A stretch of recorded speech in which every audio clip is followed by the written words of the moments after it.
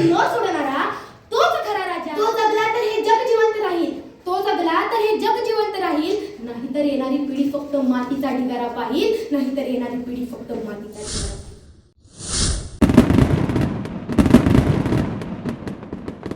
सन्माननीय अध्यक्ष महोदय, उपस्थित गुरुजन वर्ग आणि माझ्या प्रिय मित्रांनो, मी समृद्धी संजना संतोष डोंगरे, पोद्दार इंटरनॅशनल स्कूल धाराशिव शाळेची इयत्ता 8वी विद्यार्थिनी, प्रस्तुत व्यासपीठावर माझे विचार मांडताना सुरुवात एखादी घोषणा देऊन नाही तर एका वास्तवदर्शी आणि काळजाला भिडणाऱ्या दृश्याने करते.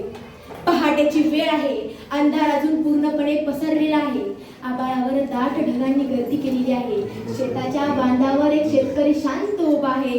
एकीकडे हातात माती आहे आणि दुसरीकडे डोळ्यात पिकांची स्वप्ने आहेत आणि ओठावर फक्त एकच प्रार्थना, देवा देवा आज तरी पाऊस नीट पडू दे. हा शेतकरी कोण आहे? तो कोणाचा तरी बाप आहे, तो कोणाचा तरी भाऊ आहे, तो कोणाचा तरी मुलगा आहे, पण त्याहूनही महत्त्वाचं म्हणजे तो आपल्या सर्वांचा अन्नदाता आहे. म्हणूनच लहरी निसर्ग आणि हताश बळीराजा हा विषय केवळ भाषणापुरता मर्यादित नसून तो देशाच्या भवितव्याशी, समाजाच्या अस्तित्वाशी आणि आपल्या सर्वांच्या खरीशी जोडलेला आहे. मित्रांनो, पूर्वी निसर्ग आणि शेतकरी याचं नातं फारच आपुलकीचं होतं. ऋतू ठरलेले होते, पावसाची वेळ ओळखीची होती, वारा, ऊन, ढग या सर्वांची भाषा शेतकऱ्याला कळत होती. निसर्ग हा त्याचा मित्र होता, मार्गदर्शक होता.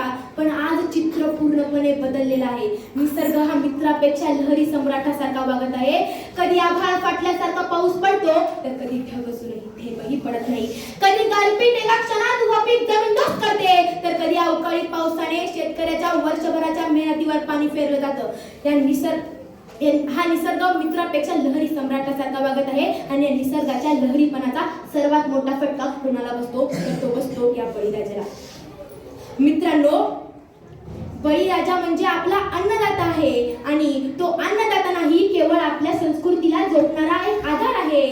आणि मित्रांनो, आजचा बळीराजा अडाणी नाही, तो मागासलेला नाही, तो बदलतो आहे, तो लढतो आहे, तो झुंजतो आहे. आज तो मोबाईलवर हवामानाचा अंदाज पाहतो, नवनवीन बियाणांचा प्रयोग करतो, ठिबक व तुषार सिंचन स्वीकारतो, सेंद्रिय शेतीकडे वळतो, ड्रोन, ॲप्स, AI तंत्रज्ञान यांचा वापर करतो. तरी सुद्धा त्याच्या आयुष्यातील अनिश्चितता कमी झालेली नाही. कारण एकीकडे निसर्गाची अनियमितता आणि दुसरीकडे व्यवस्थेची उदासीनता या दोन महाशक्तीमध्ये उभा राहून माझा बळीराजा रोज संघर्ष करतो आहे, रोज तग धरतो आहे आणि रोज या मातीला कवटाळतो आहे.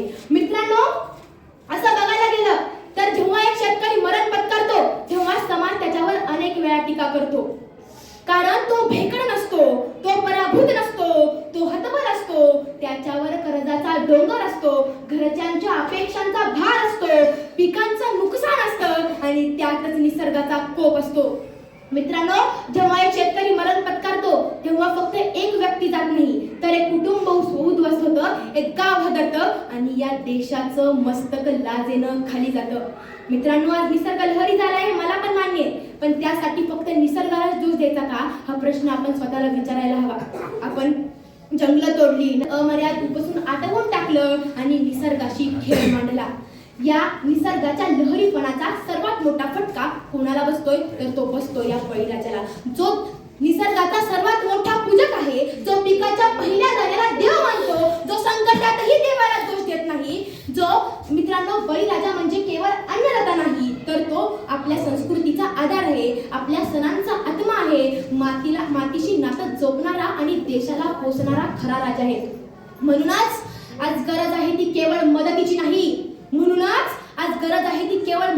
नाही, तर शेतकऱ्याला सन्मानाने, सुरक्षिततेने आणि स्थैर्याने उभं करण्याची आणि त्याला संधी द्यायची हीच योग्य वेळ आहे. शाश्वत शेती, जलसंवर्धन, पर्यावरण पूरक धोरण आणि शेतकऱ्याला केंद्रीय स्थानी ठेवलेली व्यवस्था निर्माण करण्याची हीच योग्य वेळ आहे. कारण मित्रांनो, आज जर बळीराजा हातात झाला तर उद्या आपण उपाशी राहू. आज जर त्याची शेती कोलमडली तर देशाची अर्थव्यवस्था डळमळेल.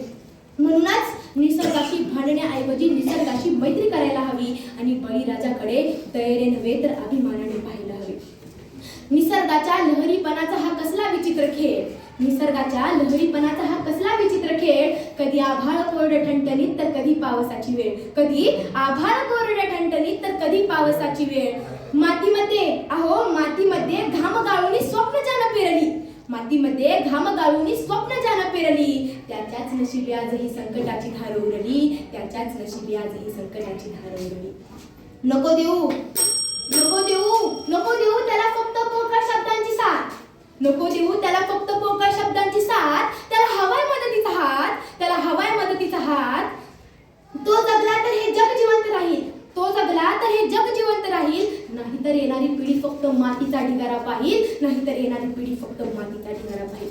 मित्रांनो, जर आपण शिवकालीन युगात डोकावून पाहिलं तर छत्रपती शिवाजी महाराजांनी शेतकऱ्यांकडून बळजबरीने वसूल होत असलेला शेतसारा बंद केला आणि ते म्हणायचे, शेतकऱ्याच्या मिरचीच्या डेटाला जरी कोणी हात लावला, शेतकऱ्याच्या मिरचीच्या डेटाला जरी कोणी हात लावला तर त्यांचे हात कलम केले जातील. मित्रांनो, जर असा राजा असेल तर आपला बळीराजा कधीच हताश होणार नाही. तो कधीच निराश होणार नाही.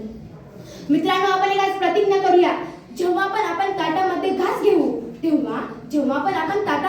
घेऊ तेव्हा त्या घासामागे असलेल्या शेतकऱ्याच्या घामाची आठवण ठेवू आणि तो हताश झालाय त्याला धीर देऊया. आपल्या परीने त्याला मदत करूया. मी माझे विचार या ओळीने संपवते. आभाळ कितीही लहरी असो, आभाळ कितीही लहरी असो, काळ कितीही कठीण असो, आभाळ कितीही लहरी असो, काळ कितीही कठीण असो, मातीशी नातं न सोडणारा तोच खरा राजा, तोच आपला बळीराजा. एवढं बोलून मी व्यासपीठाची रजा घेते. जय जवान, जय किसान, जय हिंद, जय महाराष्ट्र. धन्यवाद.